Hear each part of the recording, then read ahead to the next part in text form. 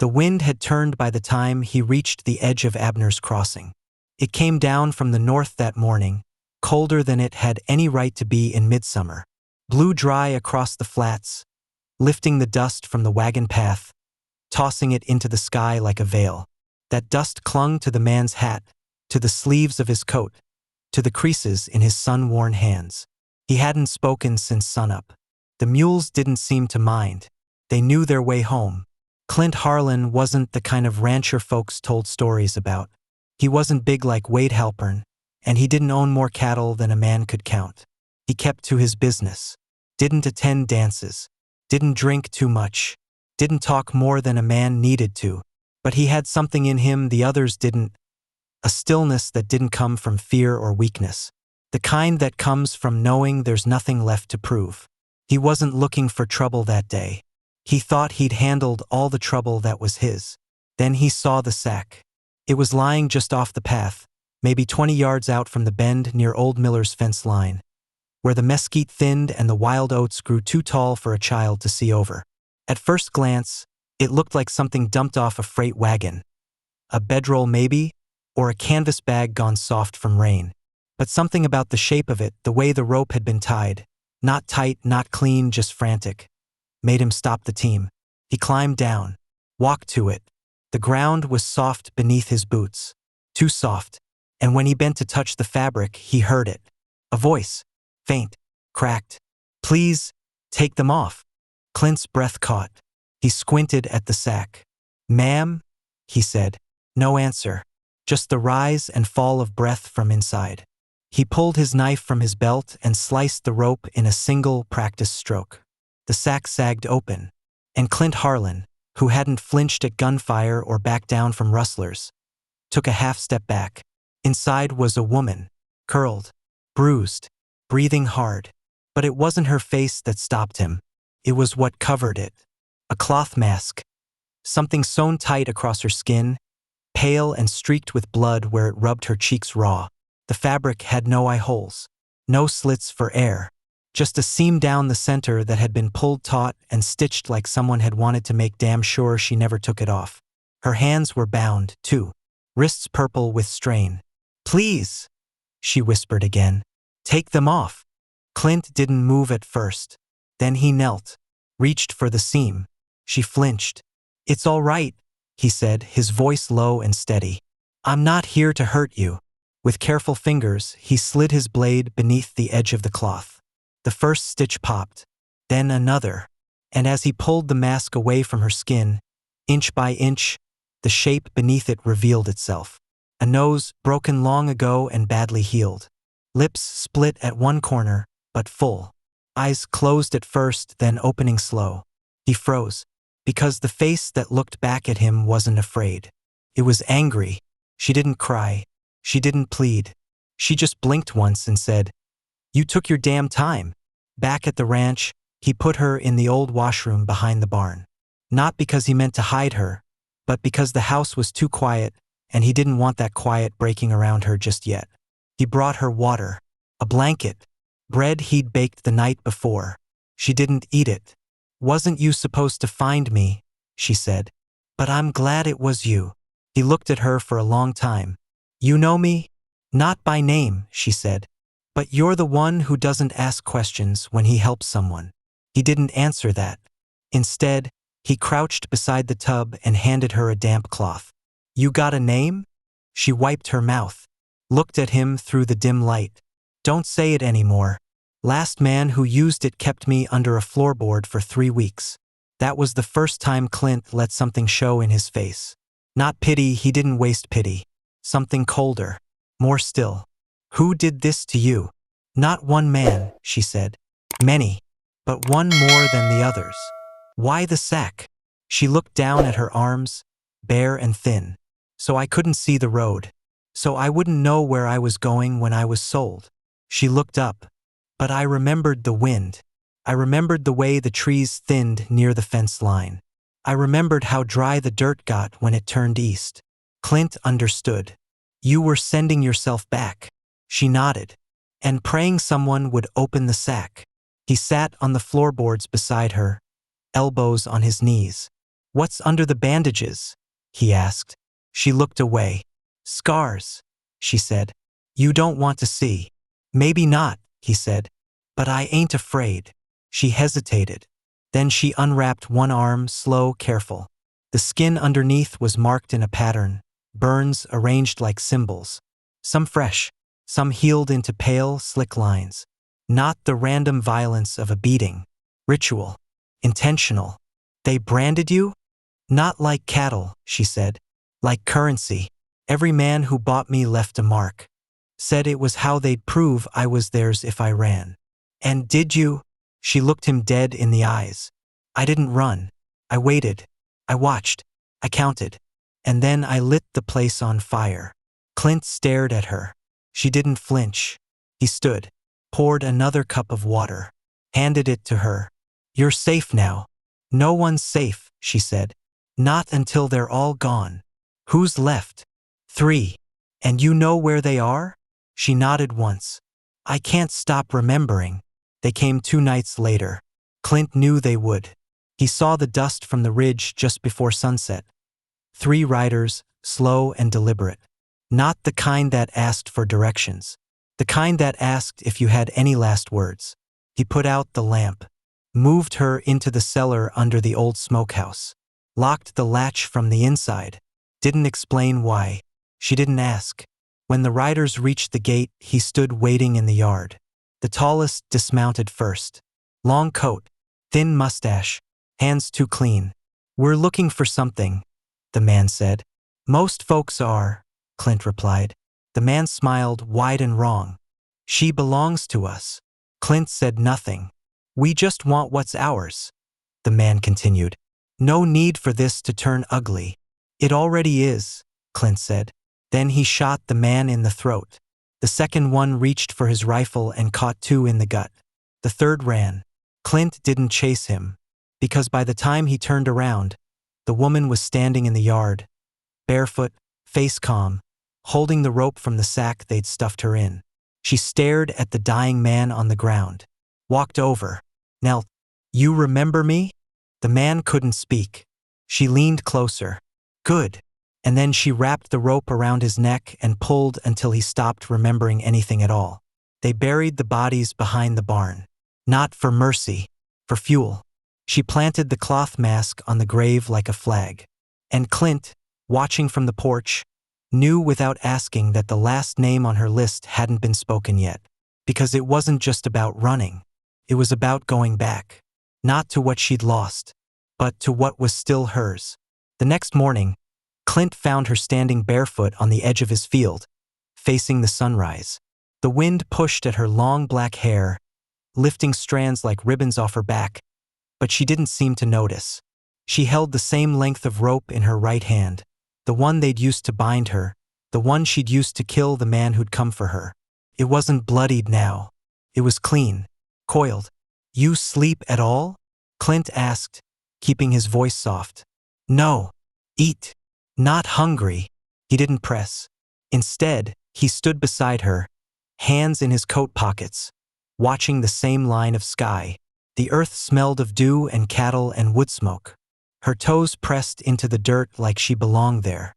"You could stay," he said. She didn't answer. He glanced sideways at her. "You're thinking about the last one." Her jaw tensed. "I should have killed him that night. He was too slow to draw, too slow to run. But I didn't do it. I let him crawl. I thought that would be enough." Clint waited.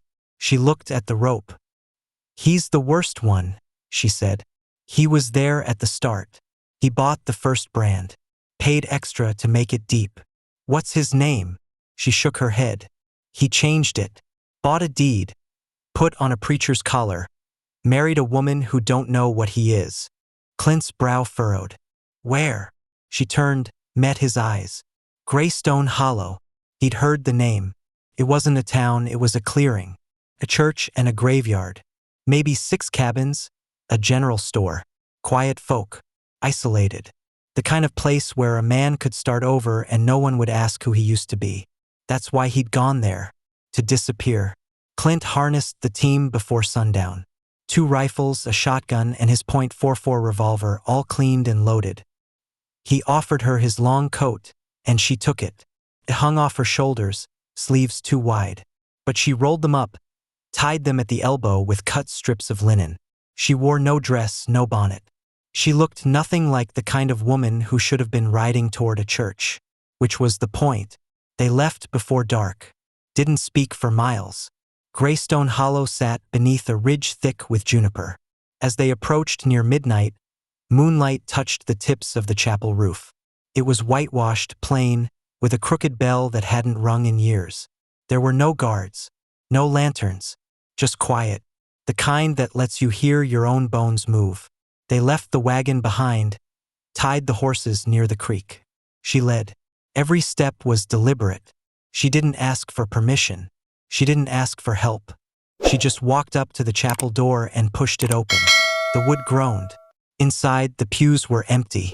Cobwebs clung to the corners. An old Bible sat open on the pulpit, pages curled at the edges. Then a sound, barely more than a breath, from behind the altar curtain. She moved first. Clint followed.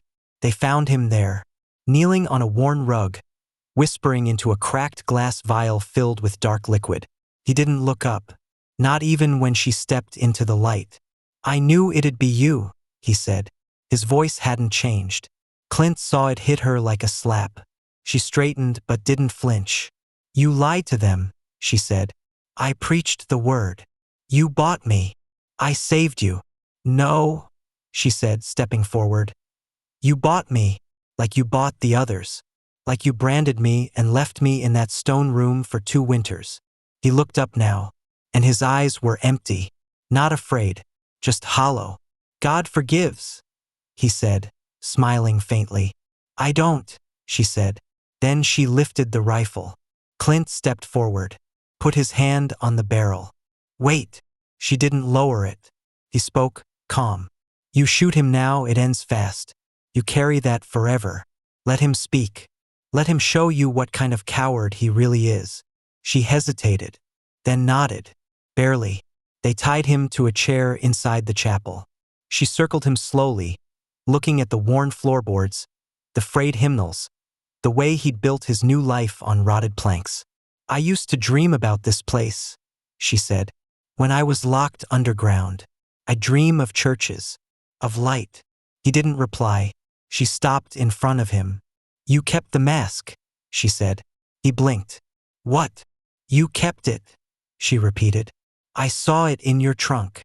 His mouth moved. You couldn't throw it away," she said. "You needed it. You needed to know you still had it. That I was still there. I don't know what you—" "Don't lie." She leaned in. "You weren't supposed to see me like this," she said. "Standing, strong, breathing. That ruins everything, doesn't it?" He said nothing, so she opened her hand, held the rope up. "I came back to bury you with it." Clint waited outside while she finished. He didn't ask what she did. He didn't need to. The chapel was still standing when she walked out, but the windows had been shattered, the Bible thrown into the fire pit, and the bell tower cracked clean through like it had been struck by lightning. She didn't speak. Clint held the reins. She climbed up beside him. They rode. By morning, she'd fallen asleep against his shoulder. Deep sleep, the kind that takes days to come. He didn't wake her, didn't even shift. He just kept the wagon steady on the rutted path home. When she stirred an hour later, her voice was rough. "You weren't supposed to see me like that," she whispered. "I'm glad I did," Clint said. She didn't speak again. She just took his hand in hers. And for the first time since he'd opened the sack, she closed her eyes without fear. They found the tracks 3 days later, deep boot marks in the red clay beyond Dry Bone Creek. Clint didn't need to look twice. He knew they weren't his. Too sharp at the heel, too narrow at the toe.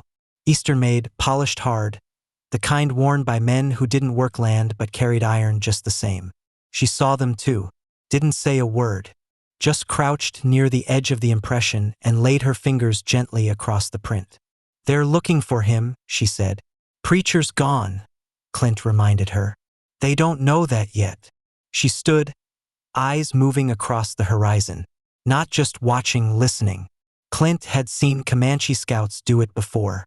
The way they could hear a bird that wasn't supposed to be singing, smell a fire too far off to see. "They'll be in the hollow by tonight," she said. "Then they'll ask around. Then they'll come here." Clint scratched his chin. "How many?" "3. Maybe 4. Not ranchmen. Not talkers either." "They know your face?" "They know the mask," she replied. He sighed. "You could run." "I did that once," she said. "Now I finish." Clint didn't like to set traps. He believed if a man came for you, you met him square. But she showed him things: how to use creek water to disguise a trail, how to knot a tripwire with horsehair thin enough to vanish in daylight. She wasn't afraid of them, but she respected them. That was worse. That night they didn't sleep. She sat cross-legged on the porch with a lantern low beside her, cleaning a blade she'd carved from the spring steel of an old wagon spring. Clint sat in the rocker with a shotgun across his knees, watching the tree line. The moon rose. A dog barked 2 miles out. Nothing more. Then, near dawn, came a sound like a branch snapping. Only no wind blew.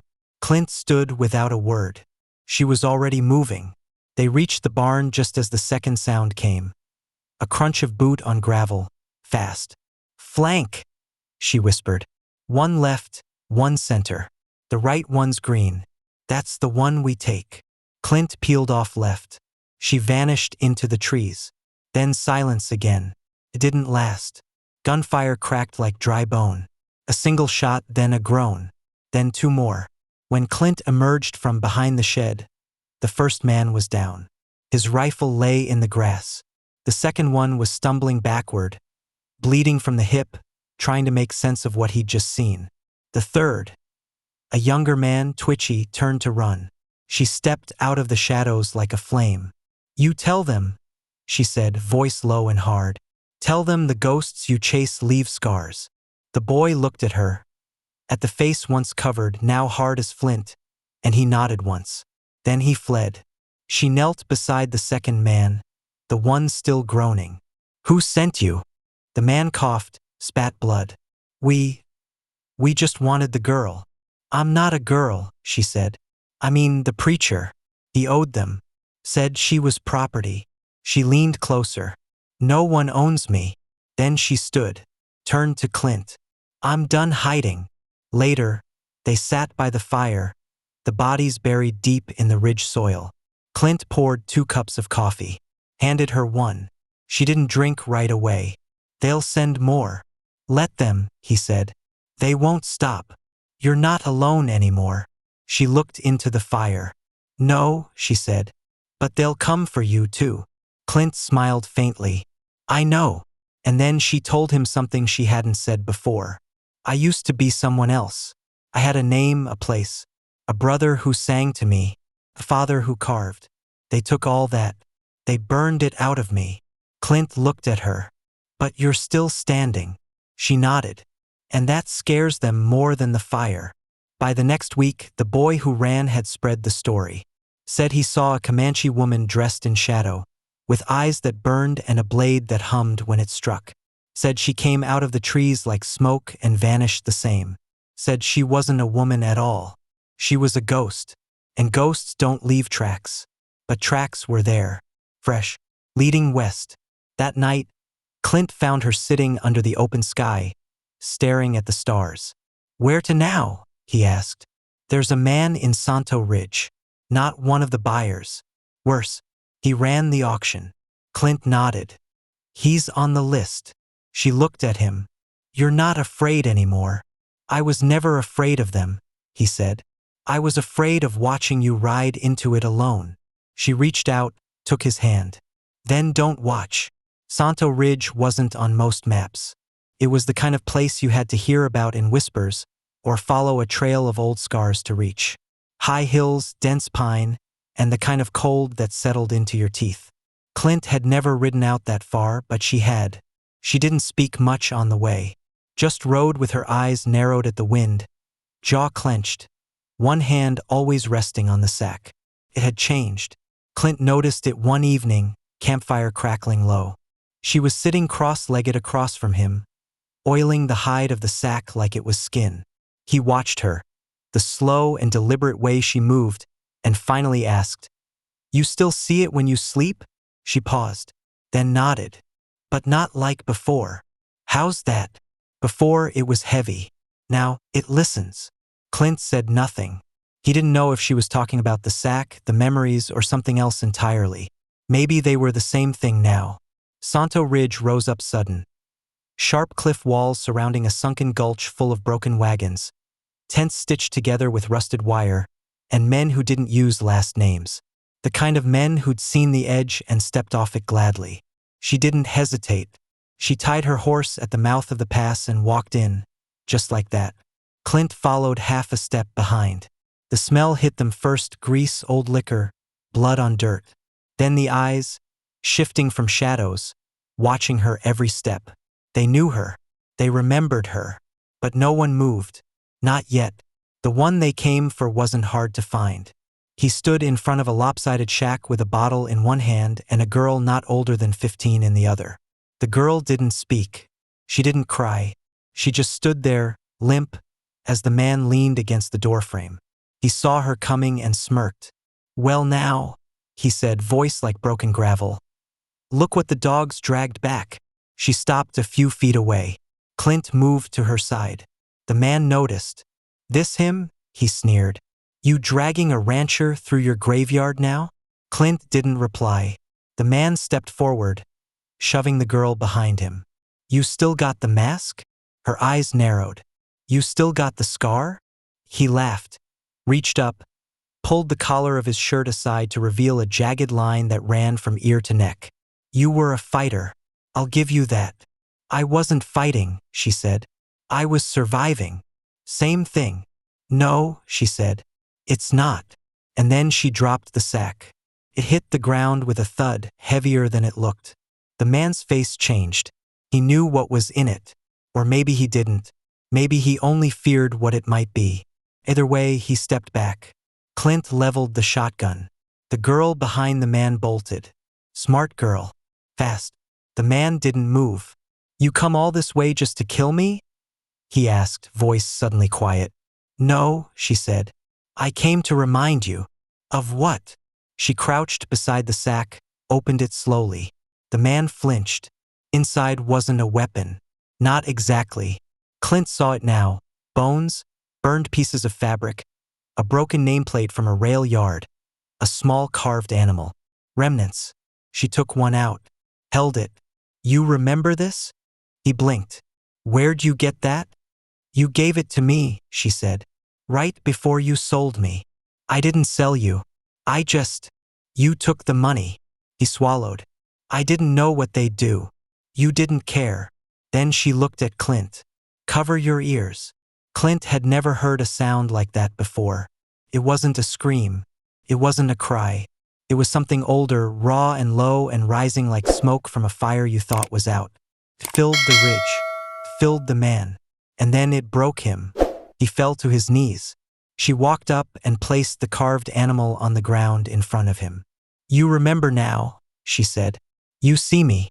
Not the mask. Not the girl. Me." And she turned and walked away. Clint followed. The man didn't stop them.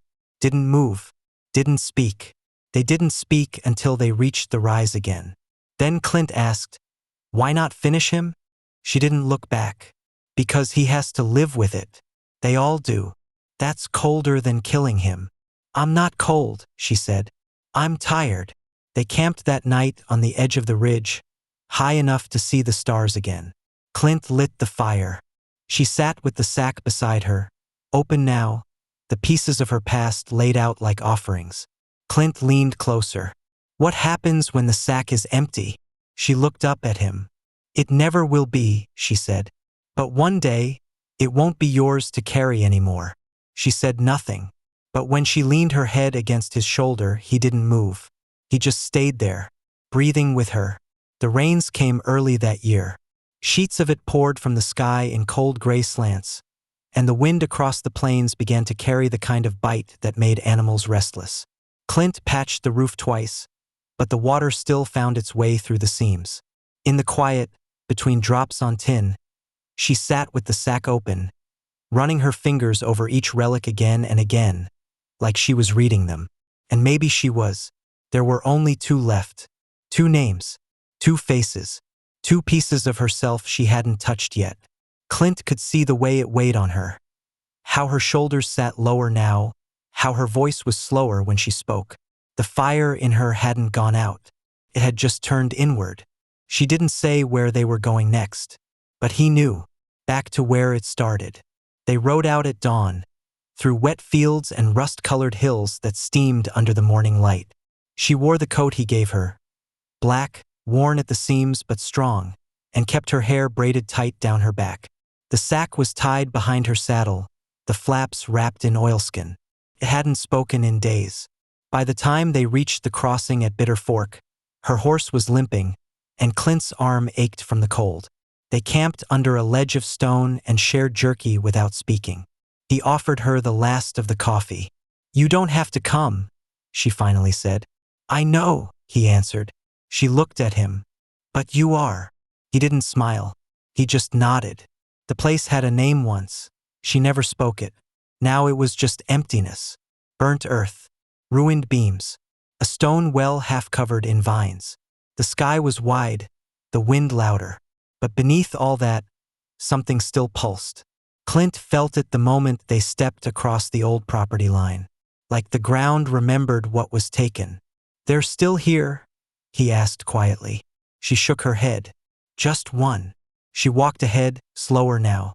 Not afraid, just certain. Like every step had been waiting for her. They found him near the old smokehouse. What was left of it? He wasn't hiding.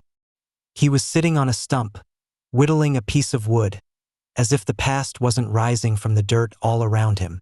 He looked up, didn't flinch. "Thought I'd see you again," he said. She stopped 10 paces away. "You remember the last thing you said to me?" The man leaned back. "No," he said. "I don't." "You said, 'Don't turn around. Just hold my hand until it's done.'" He blinked. Clint furrowed his brow, but said nothing. She stepped closer. "That's what you said when you sold me," she continued. "You held my hand until the wagon came. You wouldn't look at me." He looked down now. "I was trying to make it easier," he muttered. "For you," she said. "Not for me." The sack hit the ground beside her boots. He saw it. Didn't move. "I brought it back," she said. "Everything you left me with." "I never touched you," he said quickly, voice rising. "I didn't beat you. I only—" "You stood there," she cut in. "That's all you had to do. That's all it took." He opened his mouth again, but the sound died. She crouched, opened the sack, took out the last 2 items, a length of red cloth and a small necklace carved from bone. She laid them on the ground between them. "Tell me their names," she said. He didn't answer. "Say their names." He swallowed. She stepped closer, her voice like ice. "If I can carry them for 20 years, you can say them once." He looked up at her, eyes wet. "Naomi," he whispered. "Naomi was your sister, and Jonah was the boy." Clint stood still, not moving, not breathing. She knelt, picked up the bone necklace, put it in his hand, then turned, and walked away. Clint followed in silence, the horses slow and tired, the storm building behind them. She didn't cry. Not then. Not when the thunder rolled over the horizon or when the well vanished behind the bend. But later, when they stopped beside the creek and she unrolled her blanket. She looked down into the empty sack and finally let herself fall forward, face pressed to the earth. Clint dropped to his knees beside her. He didn't touch her, just stayed close. When she finally sat up, the tears were gone. She wiped her face and turned to him. "It's done," she said. He looked at her. "No, you're done." "They're not." She stared at him for a long moment, then leaned against his chest. He wrapped his arms around her, tight, like he was holding something that had nearly broken. "I'll bury it," he said. "The sack." "No." The pain. They stayed at the creek 2 days. Didn't speak much. But when they finally rose and rode back toward home, something in her gait had changed. Lighter, straighter. She didn't flinch when she saw the old tree line. didn't lower her eyes at the sound of horses. The ghosts still walked the land, but they didn't walk with her anymore. And that night, when she stepped into the cabin again, the door left wide open behind her. Clint knew she didn't need to ask. He'd always follow, wherever she went, until it was done, even if it never was.